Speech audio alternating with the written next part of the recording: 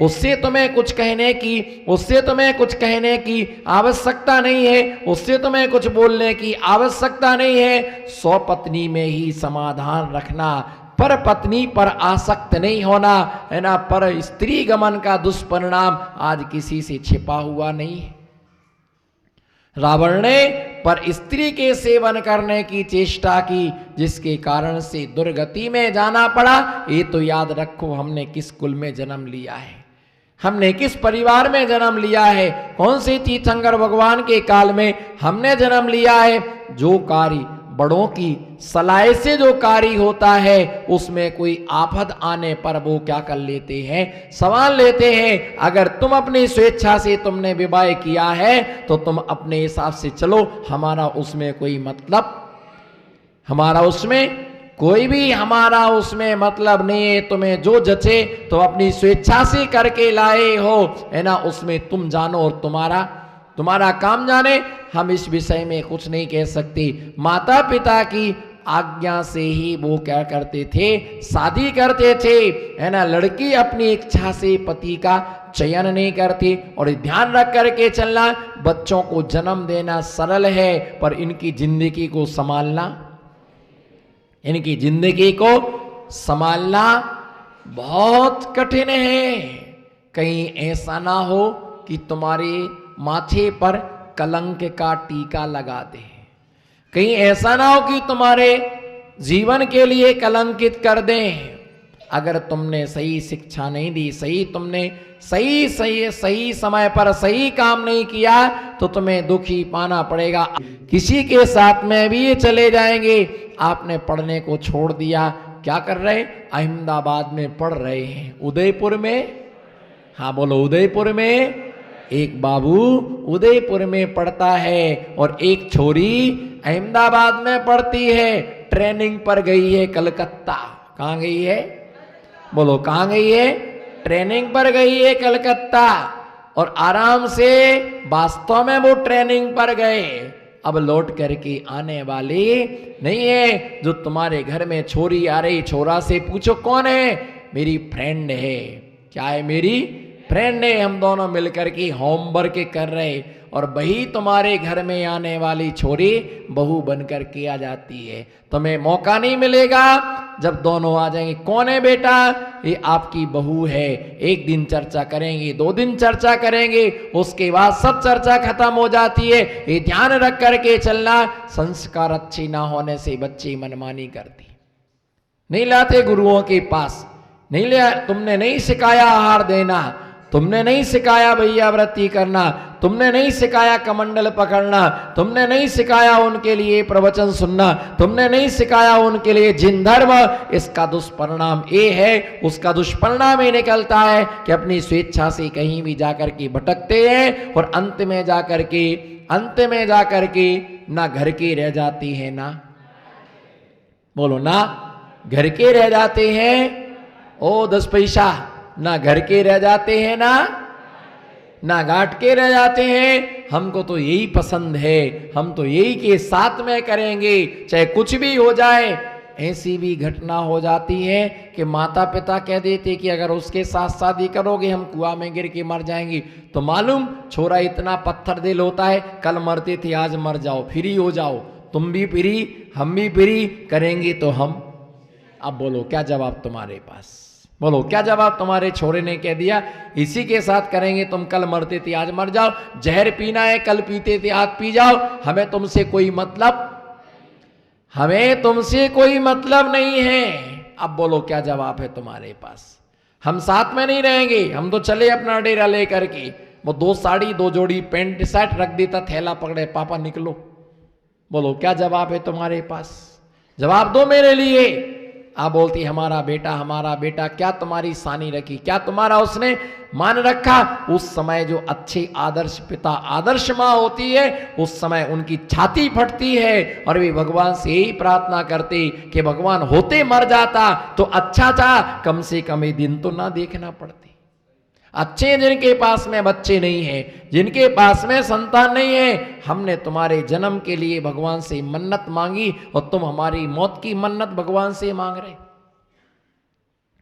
तुम भगवान से हमारी मौत की मन्नत मांग रहे।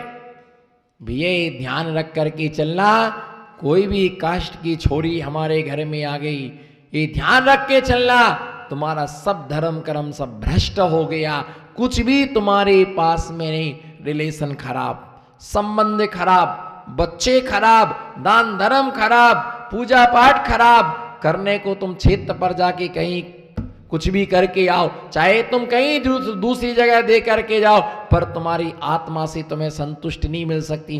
क्या करें, बच्चे मानती नहीं है। बोलो बोलो नमो सिद्धार्थ। क्या करें, बच्चे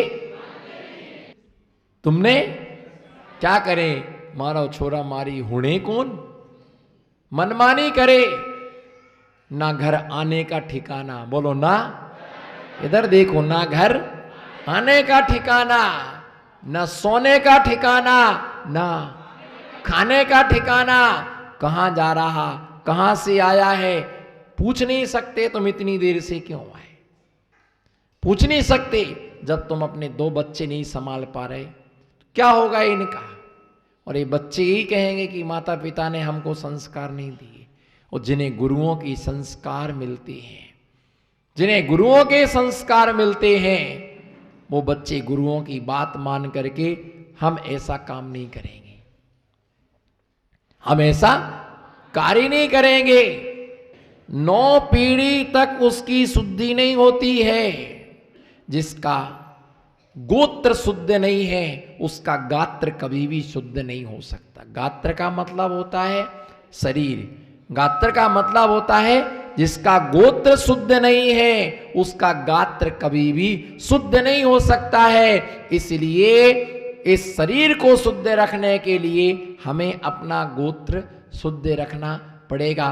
बच्चे क्यों इस मार्ग पर जाते हैं, होटलों पर 10-10 बजे तक, 11-11 बजे तक, संगति खराब है। क्या है, क्या है, जब पैसा मांगा तब पैसा दे दिए, जिससे फोन करना करो स्कूटी दे दी, मोबाइल दे दिया और घर से छुट्टी दे दी, बस।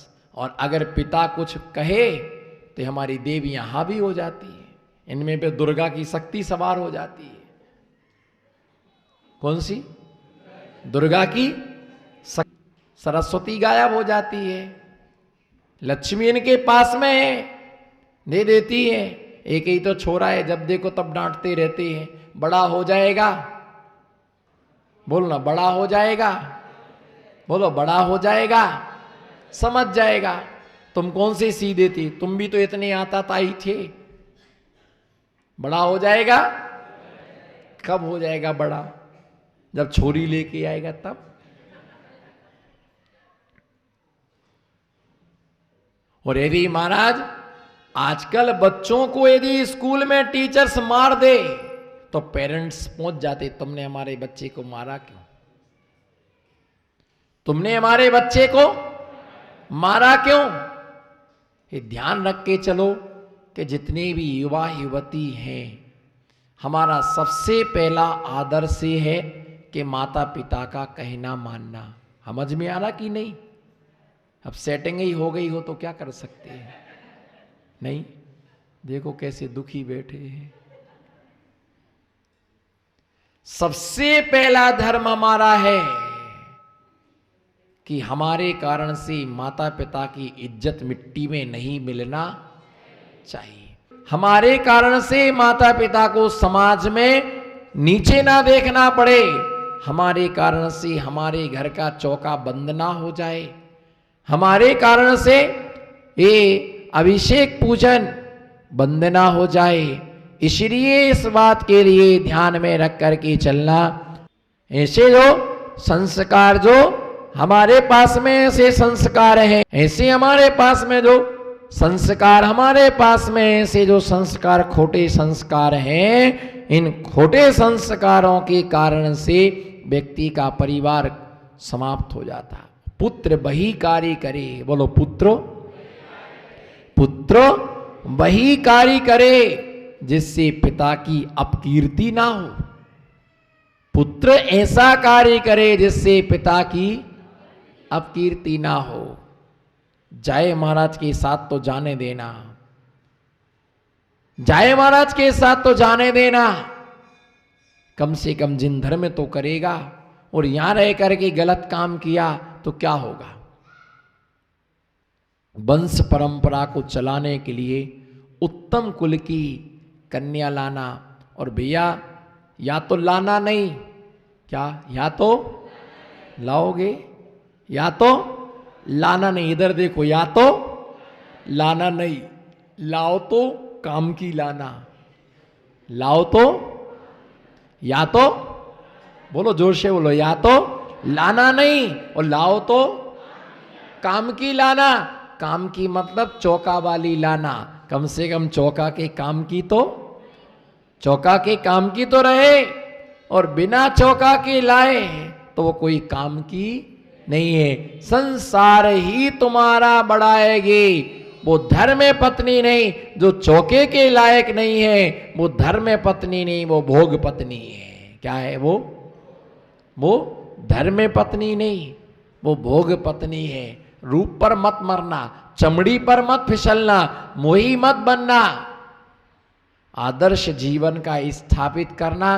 और गंधर्व विवाह, गंधर्व विवाह का मतलब लेकर के भाग जाना, गंधर्व विवाह कहलाता है, राक्षस विवाह कहलाता है, छीन करके ले जाना। ये सब विवाहों के भेद शास्त्रों में दिए।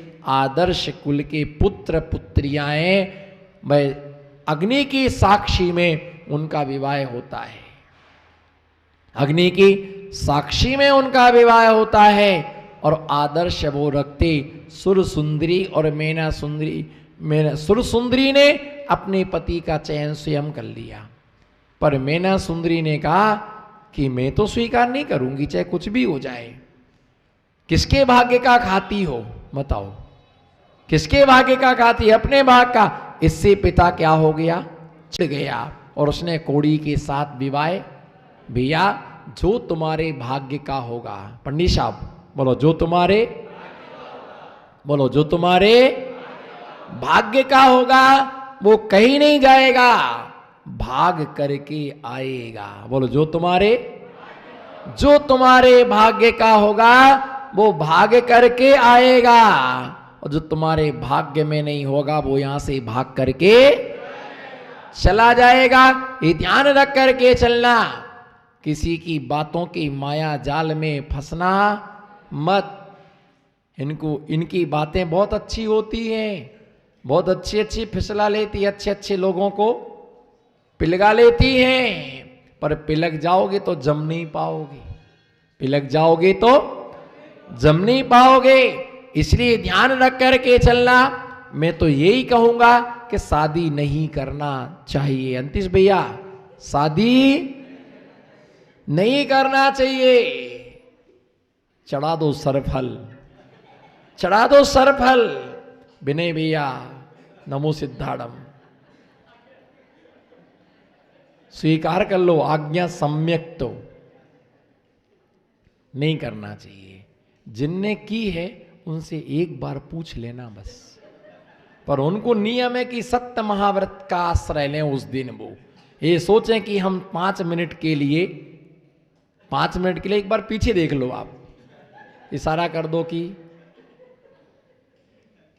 भैया गोल्डन चांस है, गोल्डन चांस है, बोलो गोल्डन चांस है। मौका छोड़ना मत, मौका मत जिंदगी को नरक बनाना। अभी तो बेचारे कुछ कह भी नहीं सकते हैं और बता भी नहीं सकते हैं। वो तो बात ये है कि जो खाए, बोलो जो, बोल तो दो एक बार तो बोलो कम से कम। जो खाए वो पछताए, और जो मतलब हम पछता रहे हैं, हम पछता रहे नहीं।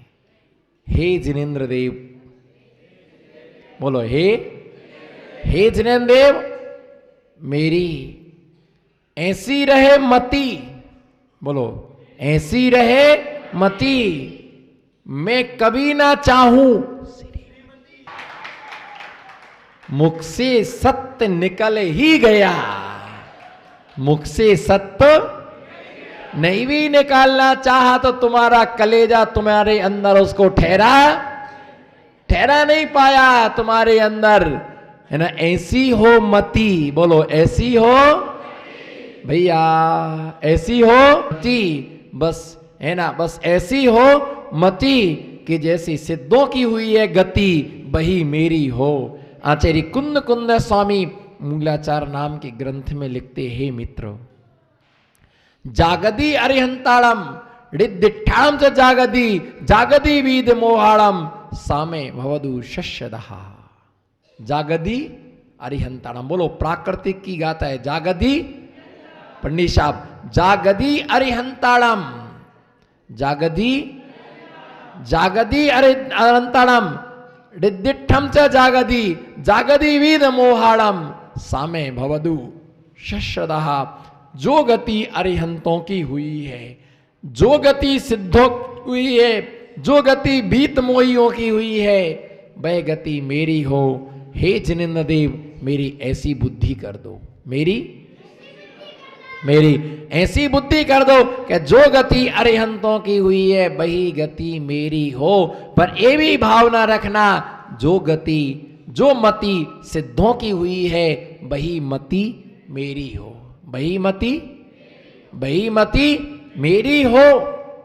भी ये ध्यान रख के चलना, अभी बिल्कुल फ्री हो, अभी बिल्कुल फ्री हो, फिर तो काम ही काम है, फिर तो बोलो फिर तो काम ही काम है। खाने की भी फुर्सत ना होगी, पीने की भी फुर्सत ना होगी, सोने की भी फुर्सत नहीं होगी, और जितना भी करोगी उतना कम ही है।